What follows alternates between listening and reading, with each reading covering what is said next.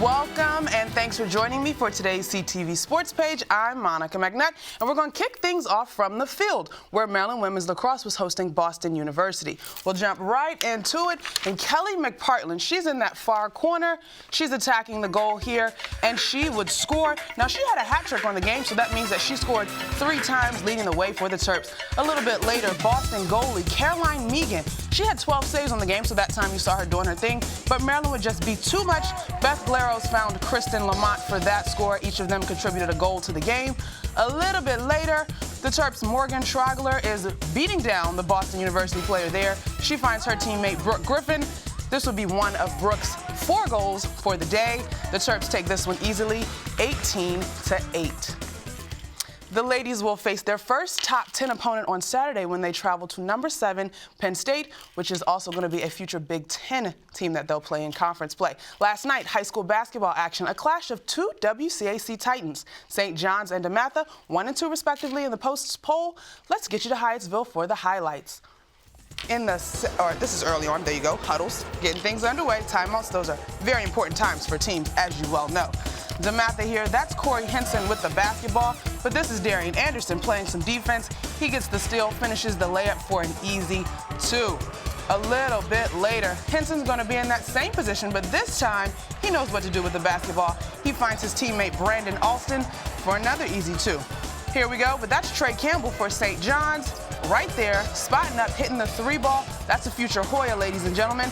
But DeMatha ultimately would take care of this one off the miss. Joe Hampton finds a cutting Terrell Allen for a 2. DeMatha takes it 73-52. Last night was the last regular season game for both St. John's and DeMatha. The WCAC play will wrap up over the weekend, and the playoffs will begin next week.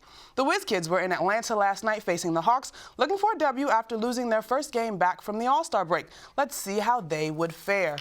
In the third quarter, as we get our team getting ready to get out of another timeout. Third quarter here, Wall found Kevin Seraphin, who found Trevor Booker for the jam. The Hawks doing their thing. Clean, simple offense. Your shooter, Kyle Korver, coming off and hitting the 3. He's hit a 3 in 122 consecutive games, so good stuff out of Korver.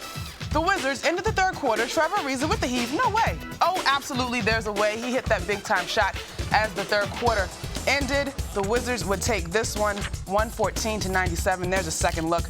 Good stuff, an outstanding shot. Now, the Wizards will be home on Saturday with a new teammate. Today marks the NBA's midseason trade deadline, and the Wizards were involved in a 3-team trade.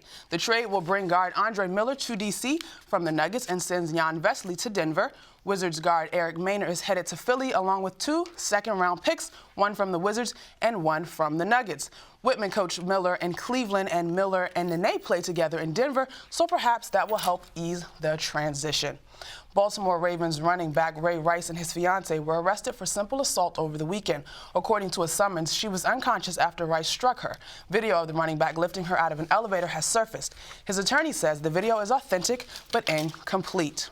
On to Burgundy and Gold. Fred Davis, tight end for the Burgundy and Gold, has been suspended indefinitely for testing positive for a banned substance.